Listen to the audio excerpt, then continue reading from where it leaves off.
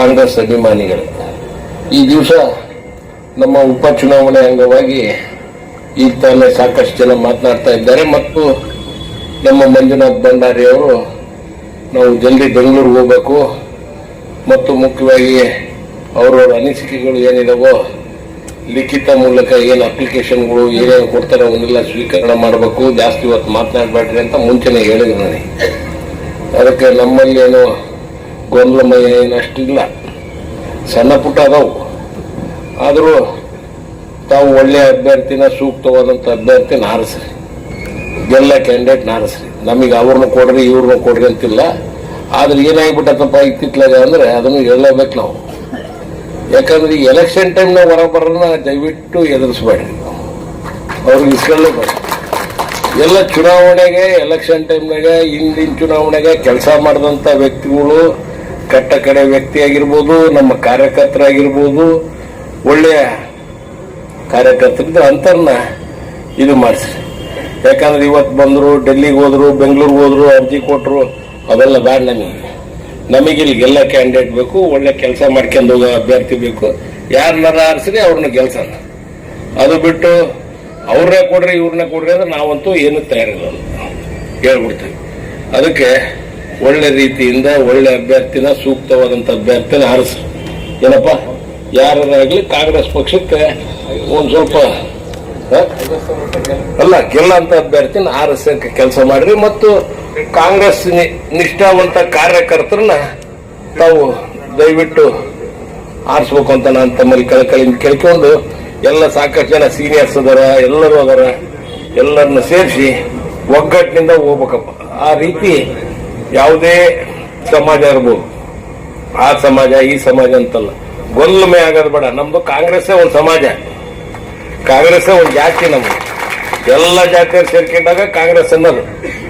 ಆ ನಿಟ್ಟಿನಲ್ಲಿ ಇವತ್ತು ಎಲ್ಲ ಜಾತಿಯ ಸಮಾಜದ ಎಲ್ಲ ನಾಯಕರುಗಳಿದಾರ, ಎಲ್ಲರನ್ನು ಸೇರ್ಸೋಣ, ಎಲ್ಲರನ್ನು ಕುಂದಿಸೋಣ, ಹಿಂಗೆ ಕುತ್ಕೊಂಡು ಚರ್ಚೆ ಮಾಡಿ ಡಿಸೈಡ್ ಮಾಡಿ.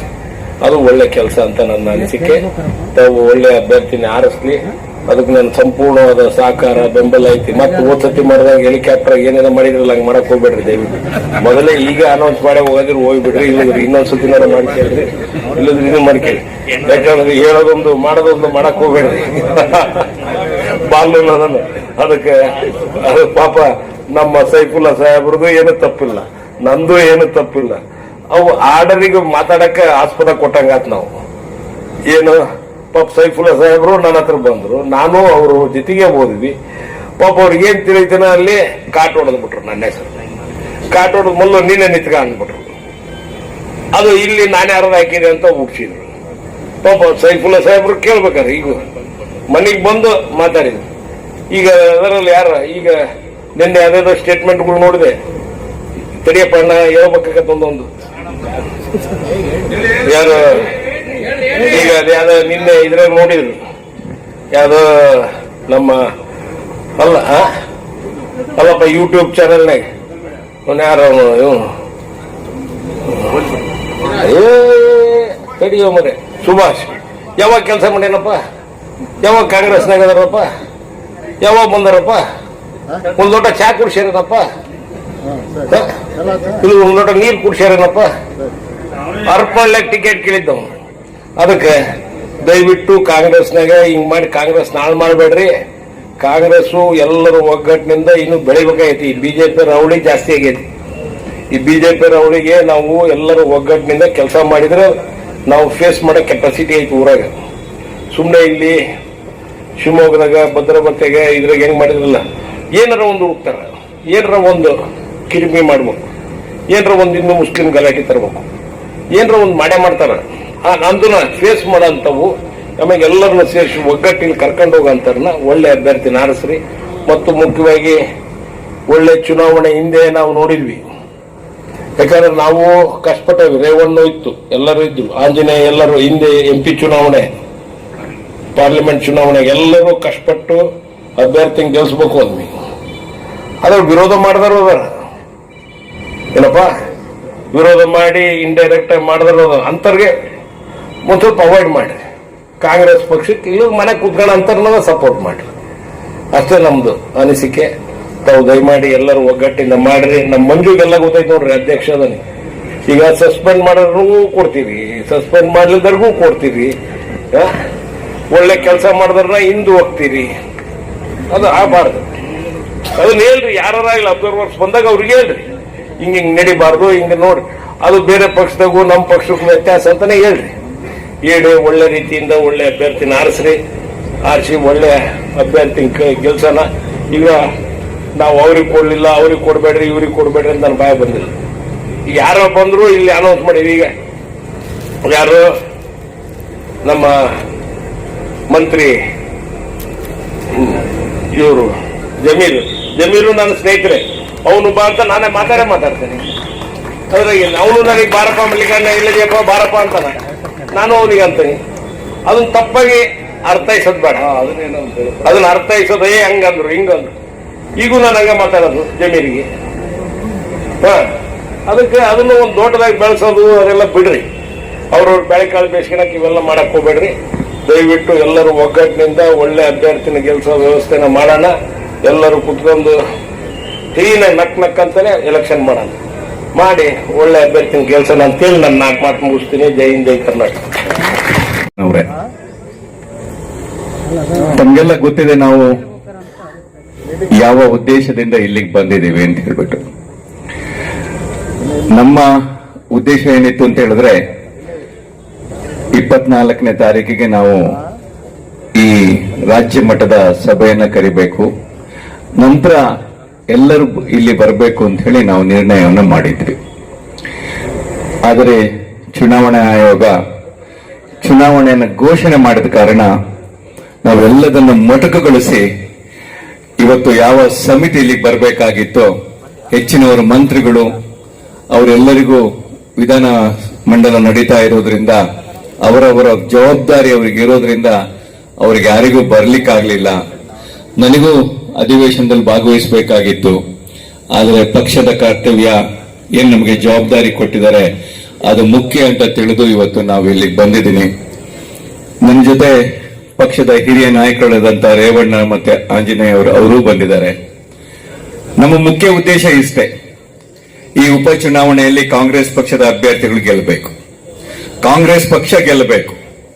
ಯಾಕೆ ಅಂತ ಹೇಳಿದ್ರೆ 2 ಉಪಚುನಾವಣೆಗಳು ಮುಂದೆ ಬರುವ ನಮ್ಮ ವಿಧಾನಸಭೆಯ ಒಂದು ದಿಕ್ಸೂಚಿಗಿಂತ ಅದಕ್ಕಿಂತ ಅತಿ ಮುಖ್ಯವಾಗಿ ಇವತ್ತು ನಾವು 224 ಜನರು ನಾವು MLAಗಳಾಗಿ ನಾವು ಹೋಗ್ಬೋದು.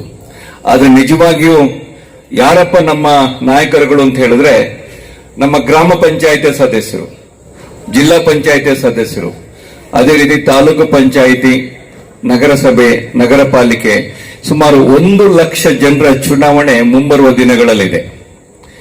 ಆ ಚುನಾವಣೆಯಲ್ಲಿ ನಾವು ಗೆಲ್ಲಬೇಕು, ತಾವುಗಳು ಅದರಲ್ಲಿ ಆಯ್ಕೆ ಆಗಬೇಕು ಅಂತ ಹೇಳಿದ್ರೆ ಈ 2 ಚುನಾವಣೆ ಒಂದು ದಿಕ್ಸೂಚಿಯ ಚುನಾವಣೆ ಅಂತ ಹೇಳಿದ್ರು ತಪ್ಪಾಗ್ಲಾರ್ದು. ಆದುದರಿಂದ ಈ 2 ಉಪಚುನಾವಣೆಗಳನ್ನು ನಾವು ಗೆಲ್ಲಬೇಕು ಅಂತ ಹೇಳಿ ನಮ್ಮ ರಾಷ್ಟ್ರ ಮಟ್ಟದ ನಾಯಕರುಗಳು ಬಹಳ ಸ್ಪಷ್ಟವಾದ ಒಂದು ಚಿತ್ರಣವನ್ನ ರಾಜ್ಯ ಮಟ್ಟಕ್ಕೆ ಕಳಿಸಿದ್ದಾರೆ. ರಾಜ್ಯ ಮಟ್ಟದ ನಾಯಕರಾದಂತ ನಿಮ್ಮೆಲ್ಲರ ನೆಚ್ಚಿನ ಕಾಂಗ್ರೆಸ್ ಪಕ್ಷದ ಅಧ್ಯಕ್ಷ ಅಂತ DK ಶಿವಕುಮಾರ್ ಸಾಹೇಬರು, ಮುಖ್ಯಮಂತ್ರಿಗಳಾದ ಸಿದ್ದರಾಮಯ್ಯ ಸಾಹೇಬರು ನಮಗೆ ಈ ಜವಾಬ್ದಾರಿಯನ್ನು ಕೊಟ್ಟು ಇವತ್ತು ಈ ಚುನಾವಣೆಯನ್ನು ನಾವು ಎದುರಿಸಬೇಕು ಅಂತ ಹೇಳಿದ್ರೆ ನಾವು ಬರೀ ವೇದಿಕೆಯ ಮೇಲೆ ಕುಳಿತವರಿಂದ ಈ ಚುನಾವಣೆಯನ್ನು ಎದುರಿಸಲಿಕ್ಕೆ ಆಗೋದಿಲ್ಲ. ಈಗಾಗಲೇ ಆಂಜನೇಯರವರು ಹೇಳಿದಾಗೆ ಈ ಚುನಾವಣೆ ಯಾರಪ್ಪ ಮಾಡಬೇಕಾಗಿದ್ದು ಅಂತ ಹೇಳಿದ್ರೆ ನಮ್ಮ ಕಾರ್ಯಕರ್ತರು, ತಾವುಗಳು ಈ ಚುನಾವಣೆಯನ್ನು ಮಾಡಬೇಕಾಗಿದೆ. ಹಾಗಾಗಿ ತಮ್ಮೆಲ್ಲರ ಅಭಿಪ್ರಾಯವನ್ನ ನಾವು ಪಡ್ಕೊಳ್ಬೇಕು. ಯಾವ ಈ ಚುನಾವಣೆಯ ಕಾರ್ಯತಂತ್ರವನ್ನ ನಾವು ಯಾವ ರೀತಿ ಗೆಲ್ಲಬೇಕು ಅನ್ನೋದನ್ನ ಕಾರ್ಯತಂತ್ರವನ್ನ ನಿಮ್ಮ ಸೂಚನೆಗಳನ್ನ, ನಿಮ್ಮ ಸಲಹೆಗಳನ್ನ, ಅದೇ ರೀತಿ ಅಭ್ಯರ್ಥಿ ಬಗ್ಗೆ ಕೆಲವು ಸೂಚನೆ ಸಲಹೆಗಳನ್ನ ಪಡಿಬೇಕು ಅಂತ ಹೇಳಿ ರಾಜ್ಯಾಧ್ಯಕ್ಷರು ಇವತ್ತು ಆ ಜವಾಬ್ದಾರಿಯನ್ನು ಕೊಟ್ಟು ನಮ್ಮನ್ನ ಇಲ್ಲಿ ಕಳಿಸಿದ್ದಾರೆ. ತಾವುಗಳು ಈಗಾಗಲೇ ರೇವಣ್ಣ ಅವರು ಮತ್ತೆ ಆಂಜನೇಯ ಅವರು ಹೇಳಿದಾಗೆ ತಾವುಗಳು ಸ್ಪಷ್ಟವಾದ ಒಂದು ಚಿತ್ರಣವನ್ನ ನಮ್ಮ ಮುಂದೆ ಕೊಡಬೇಕು. ಯಾರಿಗಾದ್ರೂ ಹೇಳಬೇಕು ಅನ್ನಿಸಿದ್ರೆ ನಮ್ಮ ಹತ್ರ ನಾವು ಅಲ್ಲಿ ಕುತ್ಕೊಂಡಿರ್ತೀವಿ, ನಮ್ಮಲ್ಲಿ ಹೇಳ್ಬೋದು, ಇಲ್ಲದ್ರೆ ನೀವು ಬರ್ಕೊಡ್ಬೋದು. ನಮ್ಗೆ ಏನಾದ್ರೂ ನಮ್ಗೆ ತಮ್ಮ ಸಲಹೆಗಳು ಸೂಚನೆಗಳಿದ್ರೆ ತಾವು ಬರ್ಕೊಡ್ಬೇಕು. ತಾವು ಏನೆಲ್ಲ ನಮ್ಗೆ ಸಲಹೆಗಳನ್ನ ಸೂಚನೆಗಳನ್ನ ಕೊಟ್ಟಿದ್ದೀರಾ, ಇದನ್ನ ನಮ್ಮ ಪಕ್ಷದ ವರಿಷ್ಠರಿಗೆ ಮುಟ್ಟಿಸುವಂತ ಜವಾಬ್ದಾರಿ ನಮ್ಮದಾಗಿರುತ್ತೆ. ನಮ್ಗೆ ಯಾವ ಜವಾಬ್ದಾರಿಯನ್ನ ನಮಗೆ ಕೊಟ್ಟಿದ್ದಾರೋ ಆ ಜವಾಬ್ದಾರಿಯನ್ನ ಅಕ್ಷರಕ್ಷರವಾಗಿ ಅದರಲ್ಲಿ ಯಾವುದೇ ರೀತಿಯ ಲೋಪದೋಷಗಳು ಬರದಂತೆ ಆ ಒಂದು ಕಾರ್ಯವನ್ನು ನಾವು ಮಾಡ್ತೀವಿ ಅನ್ನೋ ಭರವಸೆಯನ್ನು ನಾನು ನಿಮಗೆ ಕೊಡ್ಲಿಕ್ಕೆ ಬಯಸ್ತಾ ಇದ್ದೀನಿ. ಚುನಾವಣೆಯ ಅಭ್ಯರ್ಥಿಯನ್ನ ಆಯ್ಕೆ ಮಾಡೋ ಜವಾಬ್ದಾರಿ ಅದು ವರಿಷ್ಠ ಮಂಡಳಿಗೆ ಬಿಟ್ಟಂತದ್ದು. ಈಗಾಗಲೇ ಸಚಿವರು ಕೆಲವು ಸಲಹೆಗಳನ್ನ ಹೇಳಿದ್ದಾರೆ. ಅದೇ ರೀತಿ ತಾವುಗಳು ಯಾವ ಸಲಹೆಗಳನ್ನ ಹೇಳ್ತೀರಾ ಆ ಸಲಹೆಯ ಸೂಚನೆಗಳನ್ನ ಖಂಡಿತವಾಗಿ ವರಿಷ್ಠರಿಗೆ ನಾವು ತಲುಪಿಸ್ತೇವೆ. ನಮಗೆ ಇವತ್ತೇ ಸಾಯಂಕಾಲ ನಮ್ಮ ರಾಜ್ಯದ ಅಧ್ಯಕ್ಷರಾದ ಡಿ.ಕೆ. ಶಿವಕುಮಾರ್ ಅವರು ನನಗೆ ಕರೆದಿದ್ದಾರೆ. ಹಾಗಾಗಿ ನಾನು ಜಿಲ್ಲಾ ಮಂತ್ರಿಗಳ ಹತ್ರ ಮತ್ತೆ ನಾಯಕರುಗಳ ಹತ್ರ ಹೇಳಿದೆ. ಯಾಕೆಂತಂದ್ರೆ ದಿನ ಕಮ್ಮಿ ಇರೋದ್ರಿಂದ ನಾಳೆ ವಿಧಾನಸಭೆ ಮುಗೀತಾ ಇದೆ, ನಂತರ ಹಬ್ಬಗಳು ಬರುತ್ತೆ. ಹಾಗಾಗಿ ಹೆಚ್ಚಿಗೆ ನಮಗೆ ಸಮಯ ಸಿಗೋದಿಲ್ಲ. ಆ ಒಂದು ನಿಟ್ಟಿನಲ್ಲಿ ಇವತ್ತು ನಾವು ಬಂದು ತಮ್ಮ ಸಲಹೆಗಳನ್ನ ತಗೊಳ್ತಾ ಇದ್ದೀವಿ. ಈ ರೀತಿಯ ಒಂದು ಸಭೆಯನ್ನ ಆಯೋಜನೆ ಮಾಡಿದಂತಹ ನಮ್ಮ ಜಿಲ್ಲಾ ಕಾಂಗ್ರೆಸ್ನ ಅಧ್ಯಕ್ಷರಿಗೂ, ಅದೇ ರೀತಿ ನನ್ನ ಮಿತ್ರರು ಸನ್ಮಿತ್ರರಂತ ದಿನೇಶ್ ಶೆಟ್ಟಿ ಅವರಿಗೂ ಹಾಗೂ ಎಲ್ಲ ಪದಾಧಿಕಾರಿಗಳಿಗೂ ನಾನು ಕಾಂಗ್ರೆಸ್ ಪಕ್ಷದ ಪರವಾಗಿ ಧನ್ಯವಾದಗಳನ್ನ ಅಭಿನಂದನೆಗಳನ್ನ ಸಲ್ಲಿಸ್ತಾ ಇದ್ದೀನಿ. ಕೊನೆಯದಾಗಿ ನಾನು ಒಂದು ಮನವಿ ಏನಂತ ಹೇಳಿದ್ರೆ, ಈ ಚುನಾವಣೆಯಲ್ಲಿ ಸುಮಾರು 2,32,000 ಜನ ಮತದಾರರಿದ್ದಾರೆ. ನಾನಿವತ್ತು ಪೇಪರ್ ಅಲ್ಲಿ ಓದ್ತಾ ಇರಬೇಕಾದ್ರೆ ಸುಮಾರು 1,65,000 ಮಹಿಳಾ ಮತದಾರರಿದ್ದಾರೆ ಅಂತ ಹೇಳಿದ್ರೆ 50ರಷ್ಟು ಮಹಿಳಾ ಮತದಾರರಿದ್ದಾರೆ. ಆ ಜವಾಬ್ದಾರಿ ಇವತ್ತು ನಿಮ್ಮ ಮೇಲಿದೆ. ಇವತ್ತು ಕಾಂಗ್ರೆಸ್ ಪಕ್ಷ ರೇವಣ್ಣವ್ರು ಹೇಳ್ತಾ ಇದ್ರು ಗ್ಯಾರಂಟಿ, ಆಂಜನೇಯ ಸಾಹೇಬರು ಹೇಳ್ತಾ ಇದ್ರು ಗ್ಯಾರಂಟಿಗಳನ್ನ ಯಾವ ರೀತಿ ನಾವು ಕೊಟ್ಟಿದ್ದೀವಿ ಅಂತ ಹೇಳಿ.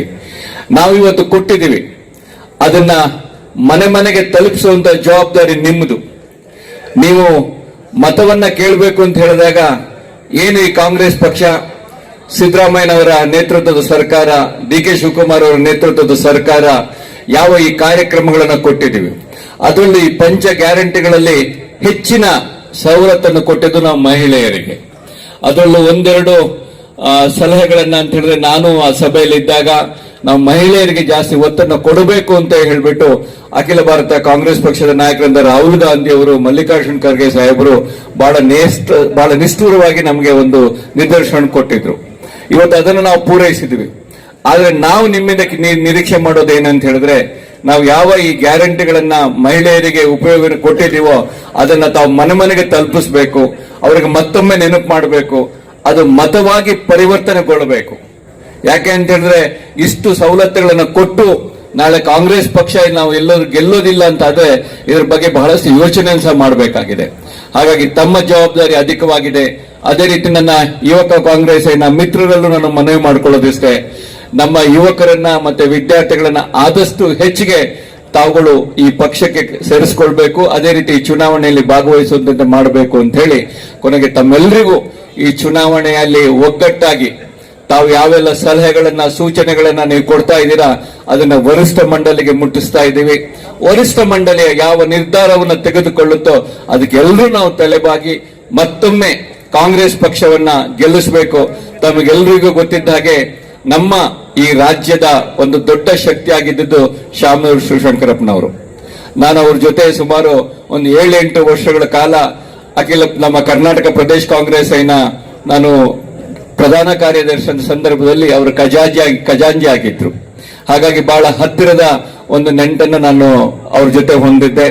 ಅದೇ ರೀತಿ ನಾನು ಮತ್ತು ಮಲ್ಲಿಕಾರ್ಜುನರವರು ಉತ್ತಮ ಸ್ನೇಹಿತರಾದಂತವರು. ಅವರ ಇಡೀ ಕುಟುಂಬ ಕಾಂಗ್ರೆಸ್ ಪಕ್ಷದಲ್ಲಿತ್ತು. ಶಾಮನೂರು ಶಿವಶಂಕರಪ್ಪನವರ ಸ್ಥಾನ ಕಾಂಗ್ರೆಸ್ ಪಕ್ಷದ ಸ್ಥಾನ, ಕಾಂಗ್ರೆಸ್ ಪಕ್ಷದಲ್ಲೇ ಉಳಿಬೇಕು ಅಂತ ಹೇಳಿ ತಾವೆಲ್ಲರೂ ಇದಕ್ಕೆ ಸಹಕಾರವನ್ನು ಕೊಡಬೇಕು ಅಂತ ಹೇಳಿ ಮತ್ತೊಮ್ಮೆ ಜಿಲ್ಲಾ ಕಾಂಗ್ರೆಸ್ ಅಧ್ಯಕ್ಷರಿಗೂ ಮತ್ತೆಲ್ಲ ಪದಾಧಿಕಾರಿಗಳಿಗೂ ಒಂದ್ಸಿ ನಾನು 2 ಮಾತನ್ನು ಮುಗಿಸ್ತಾ ಇದ್ದೇನೆ. ನಾವು ಮತ್ತು ನಮ್ಮ ಯಾರು ಉಸ್ತುವಾರಿ ನಮ್ಮ ರೇವಣ್ಣನವರು ಮತ್ತೆ ಆಂಜನೇಯ ಸಾಹೇಬ್ನವರು ಕುತ್ಕೊಂಡಿರ್ತೇವೆ. ತಮ್ಗೆ ಯಾರಿಗಾದ್ರೂ ಮಾತಾಡಬೇಕು ಅಂತ ನಮಗೆ ಸಲಹೆಗಳನ್ನು ಕೊಡಬಹುದು, ತಾವುಗಳು ಕೊಡಬಹುದು. ಅದೇ ರೀತಿ ಬರೆದು ಸಹ ಕೊಡಬಹುದು ಅಂತ ಹೇಳಿ ನಾನು 2 ಮಾತನ್ನು ಮುಗಿಸ್ತಾ ಇದ್ದೇನೆ. ಕಾಂಗ್ರೆಸ್ ವರುಣ್ ಅವ್ರ ಟೀಮು, ಜಿಲ್ಲಾ ಯುವಕ ಕಾಂಗ್ರೆಸ್ನ ವರುಣ್ ಟೀಮು ಹೊರಗಡೆ ಬಂದು ತಮ್ಮ ಅನಿಸಿಕೆಯನ್ನು ಹೇಳಿ ಹೋಗ್ಬೇಕು.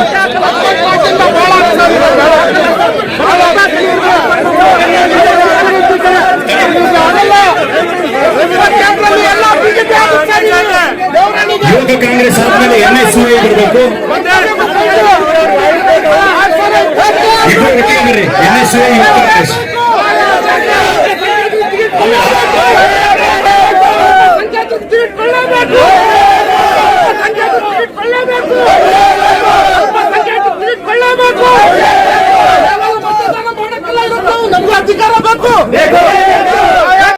ಇವತ್ತು ನಾವು ಕೇಳ್ತಿರೋದು ಏನಪ್ಪಾ ಅಂತ ಹೇಳಿದ್ರೆ ನಮ್ಮ ಹಕ್ಕು ನಾವು ಕೇಳ್ತಾ ಇದ್ದೀವಿ.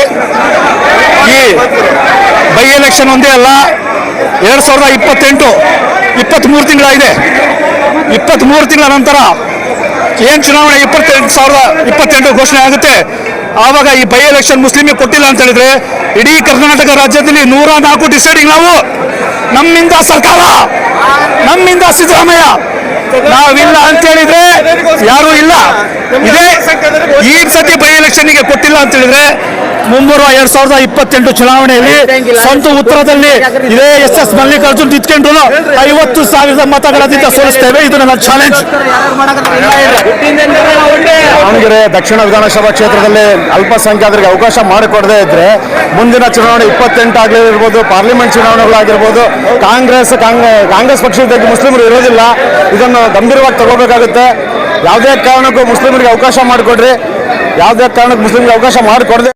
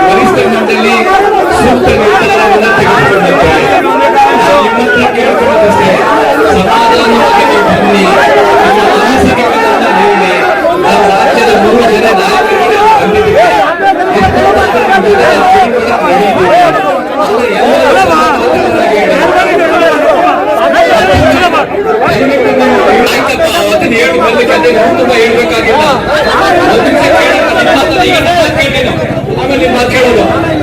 ಆಮೇಲೆ ಅದಕ್ಕೆ ನೀವು ಅಷ್ಟು ಅದು ಯಾರಿಗೆ ಕೊಡ್ಬೇಕಂತ ನಿಮ್ ಮೆಲ್ಲು ಕೇಳೋ. ಆಯ್ತಪ್ಪ,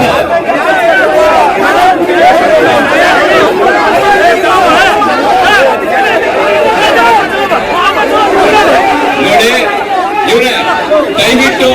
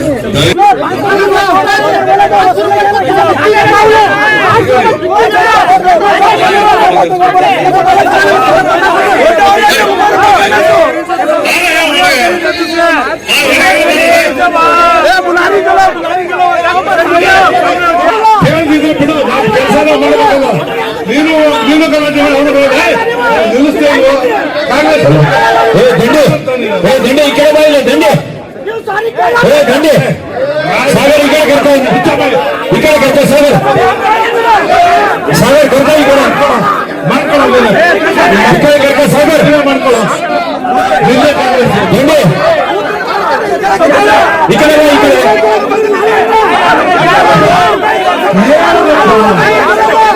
ಹೇಳ್ಬೇಕು ಅಂತೇಳಿ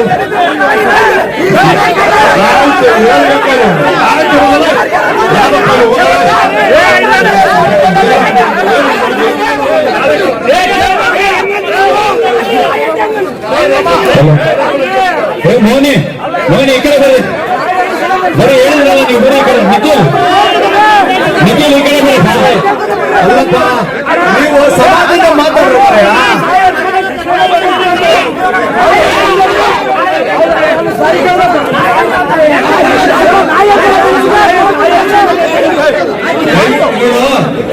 ನೀವು ಕೇಳಕ್ ಬಂದಿದ್ದ ನೀವು ಏನೇ ಹೈಕಮಾಂಡ್ ಜೀವನ ಮಾಡಿ ನೀವು ಜಗಳ ಮಾಡಿದ್ರೆ ಆಗುತ್ತಾ? ನೀವು ಕಾಂಗ್ರೆಸ್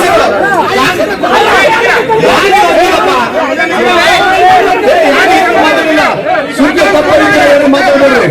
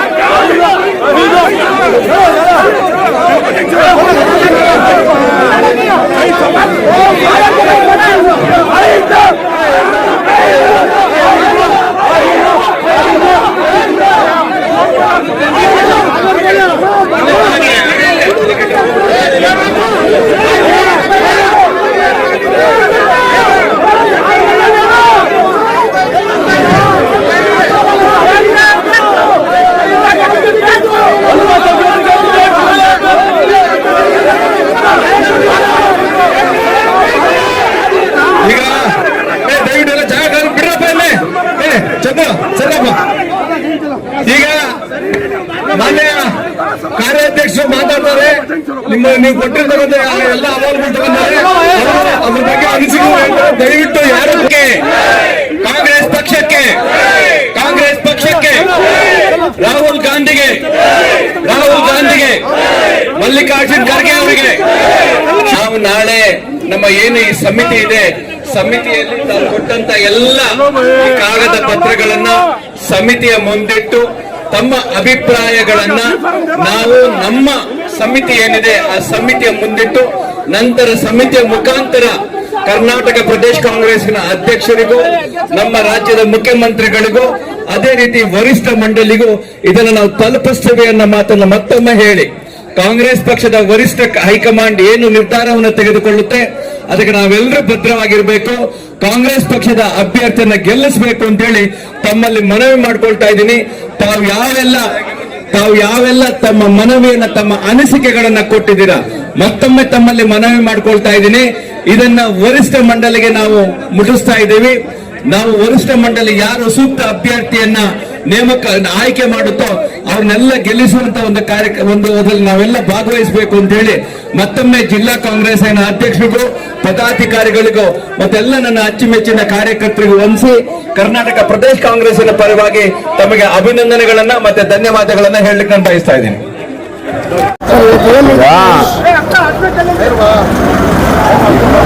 ಯಾವ ಅಭ್ಯರ್ಥಿ ಕೊಡಬೇಕು ಅನ್ನೋದನ್ನ ಹೈಕಮಾಂಡ್ ನಿರ್ಧಾರ ಮಾಡುತ್ತೆ. ಇಲ್ಲಿ ಜನರು ಅಲ್ಪಸಂಖ್ಯಾತರು ಕೂಡ ನಮಗೆ ಕೊಡಬೇಕು ಅಂತ ಕೇಳ್ತಿದ್ದಾರೆ, ತಪ್ಪೇನಿಲ್ಲ. ಇನ್ನು ನೋಡಿದವರು ಕೂಡ ಕೇಳ್ತಿದ್ದಾರೆ, ಅದು ತಪ್ಪಿಲ್ಲ. ಅಂತಿಮವಾಗಿ ಕಾಂಗ್ರೆಸ್ ಹೈಕಮಾಂಡು ನ್ಯಾಯಸಮ್ಮತವಾಗಿ ಒಬ್ಬ ಅಭ್ಯರ್ಥಿಯನ್ನು ಕೊಡ್ತಾರೆ. ನಾವೆಲ್ಲರೂ ಒಗ್ಗಟ್ಟಿನಿಂದ ಕೆಲಸ ಮಾಡೋಣ. ಅದರಿಂದ ದಯಮಾಡಿ ಯಾರು ಕೂಡ ಆಕ್ರೋಶಕ್ಕೊಳಗಾಗಬಾರ್ದು. ಕೇಳ್ರಿ ನಿಮ್ಮ ಮಕ್ಕಳನ್ನ ನಮಗೆ ಕೊಡಿ ಅಂತ ಕೇಳೋದ್ರಲ್ಲಿ ತಪ್ಪೇನಿಲ್ಲ, ಕೇಳಬೇಕು. ನೀವು ಕೇಳಿದ್ದೀರಾ, ನಿಮ್ಮ ಅಭಿಪ್ರಾಯವನ್ನು ನಾವು ಹೈಕಮಾಂಡ್ನಲ್ಲಿ ಹೇಳ್ತೀವಿ. ಸರ್, ನಾವು ಅಲ್ಪಸಂಖ್ಯಾತರು ಈಗೆಲ್ಲ ಸರ್ 35 ವರ್ಷದಿಂದ ಕೇಳ್ತಾ ಇದ್ದೀವಿ. ನಾವು ತ್ಯಾಗ ಮಾಡ್ಕೊಂತ ಬಂದಿದ್ದೀವಿ. ಈ ಸಲ 2 ವರ್ಷ ಇದೆಯಾ, ಆ ಅಧಿಕಾರ ಕೊಡ್ರಿ ಸರ್. ನೀವೆಲ್ಲ ಬಂದು ಹಿಂದದವ್ರಿಗೆ ಕೊಡ್ಲಿ ಟಿಕೆಟ್.